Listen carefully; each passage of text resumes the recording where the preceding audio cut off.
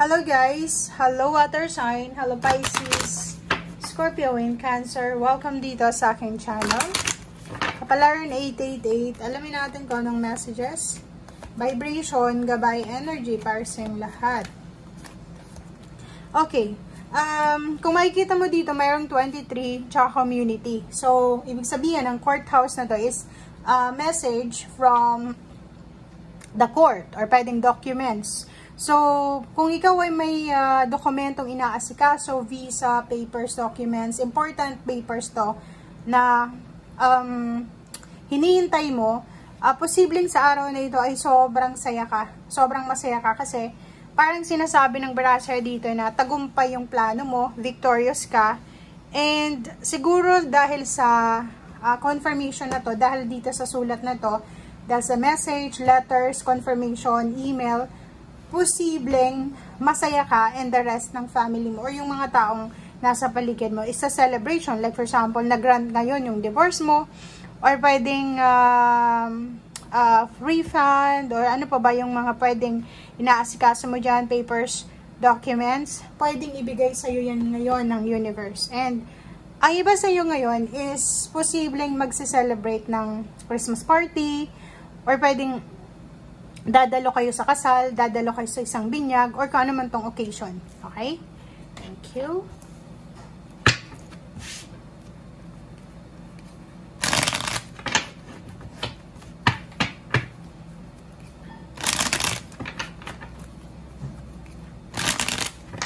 Water sign, Pisces, Scorpio, and Cancer.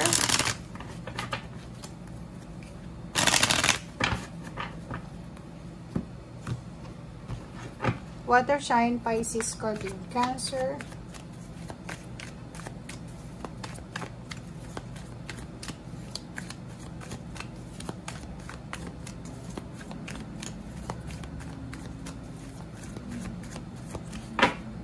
Okay, walang lumalabas. Tingnan pa natin. Oh, so. Number 10, 10 of Wands. Okay, may ibang water sign dito, lalo na yung siguro Pisces, or yung iba, may iba na Scorpio or Cancer na sobrang busy sa araw na ito. Multitasking kayo. May kailangan kayong tapusin bago mag-New Year. Overworking siguro, or hindi naman overworking, may kailangan lang kayong isettle or may kailangan lang kayong tapusin, ayusin bago dumating ang New Year. So, paki-comment sa comment section if, for example, sa araw na ito, busy ka or kailangan mong magpaka-busy. And meron din ditong the star. Posibleng sa araw na ito, isa sa mga wishes mo, isa sa mga hopes and dreams mo ay magkaroon ng katuparan. So it's hope, 'di ba? Parang may pag-asa, may mararamdaman kang pag-asa sa araw na ito. Lalo na for example dito sa mga obligations mo. For example lang if feeling mo ang dami-dami mong obligasyon sa buhay, marami kang mga pinapasan na mga obligation, duties, and responsibilities, sinasabi ng brasser dito na posibleng sa araw na ito, isa sa mga duties, isa sa mga responsibilities na wini-wish mo na sana matapos na, ay posibleng matapos na. So, meron ditong temperance. Sa araw na ito, sinasabi ng brasser na kailangan mong maging mapasensya. Okay, iwasan natin yung magalit, agad-agad, magpasensya tayo. Kontrolin natin ang ating emosyon sa araw na ito. O posibleng may kailangan tayong bigyan ng oras, bigyan ng chance. O parang dito, if for example na kailangan mong madaliin yung trabaho, kailangan mong madaliin yung mga inaasikaso mo, be patient. Yun yung sinasabi ng baraha. And reverse na 4 of Pentacles. Nakikita natin dito sa araw na ito na iwasan mo yung sobrang gastos kasi pwedeng mapagastos ka sa araw na ito Ano ba ngayon? 26, 27. So, it's Wednesday.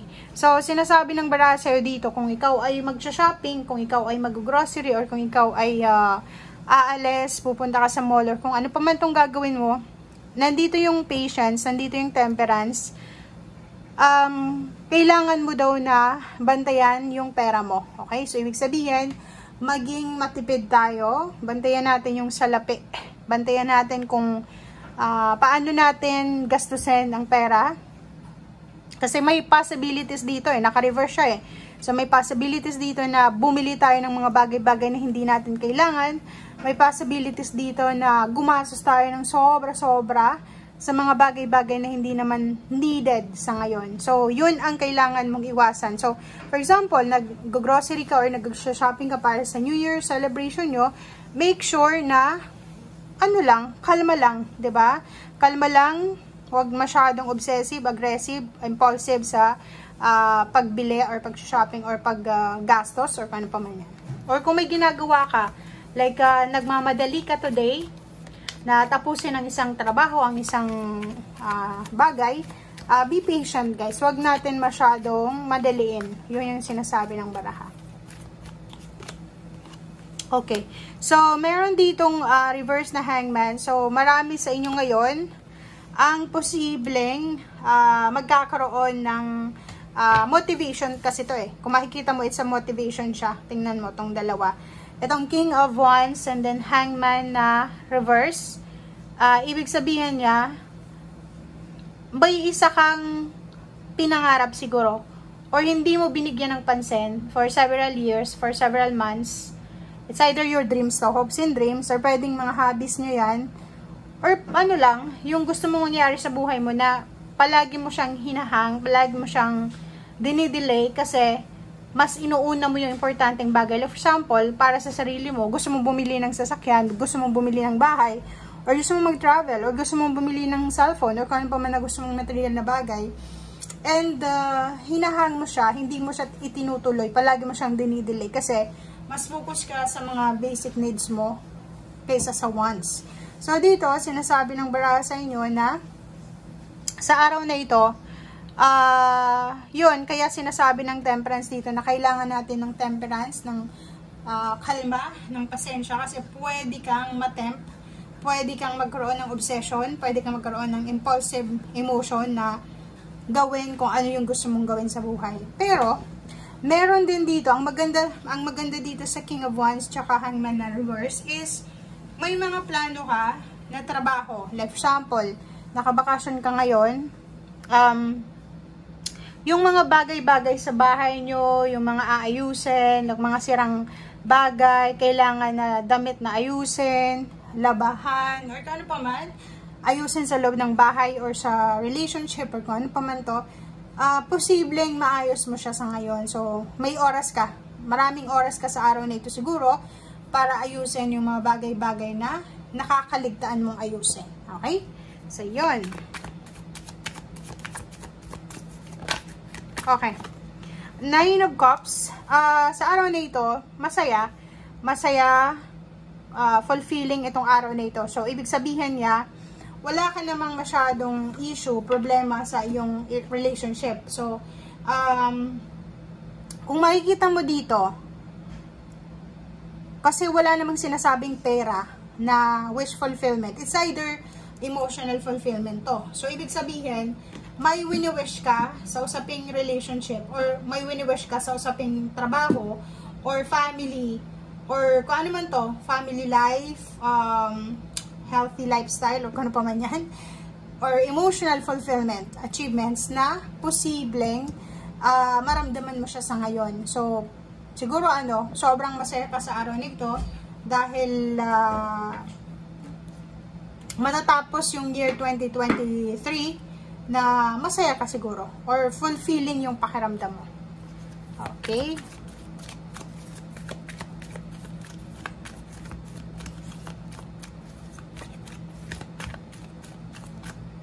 Okay, next is Ace. Yun. Sa confirmation, guys, confirmation na posibleng sa araw na ito, may mga pagkakataon na aapaw yung cups mo. Sobrang kaligayahan to. Sobrang kaligayahan. 9 plus 1 is 10. It's a completion. 10 of cups. So, ibig sabihin, family events, pwedeng may family celebration, may planning, or kung ano man to na tungkol sa pamilya. Ang nakikita natin dito pwedeng naghahanda ka para sa celebration nyo or pwedeng masaya ka, sobrang saya regarding ito sa family life mo. So, aapaw yung cups mo, makakaramdam ka ng harmony, ng balance, ng peace, and feeling mo, maganda yung pasok ng 2024 mo. Kasi, di ba parang yung simoy ng 2024 is nararamdaman mo na positive yung parating. Okay, last card na tayo. Water sign, Pisces, Scorpion, Cancer. Oh, so yun. 8 of Cups, ang galing na ito. Kasi, ang 8 of Cups mo, sinasabi na may mga issues, emotional, financial, spiritual, or environment, travel, wishes, dreams, or kano pa man. Pero, relationship to, nakikita natin. Ang posibleng, i-let go mo. So, siguro may maririnig kang mga bad comments, bad feedback, laban sa'yo, or mga pain and heartache. So, parang, ang araw nito is gagawin mo, mag-reminisce ka ng 2023 from January 1, 2023 hanggang sa ngayon. So, babalikan mo yung mga nangyari sa isang taon and siguro magkakaroon ka ng willingness to abandon yung mga issues, mga emotions, feelings or plans, dreams na hindi natupad sa year 2023. And 8 of Cups, posibleng sa araw na ito,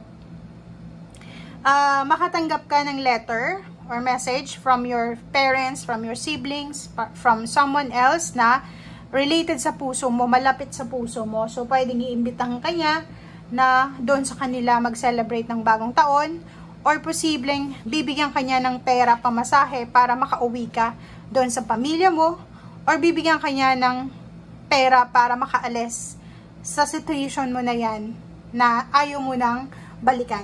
Okay? Thank you guys and see you again. Bye!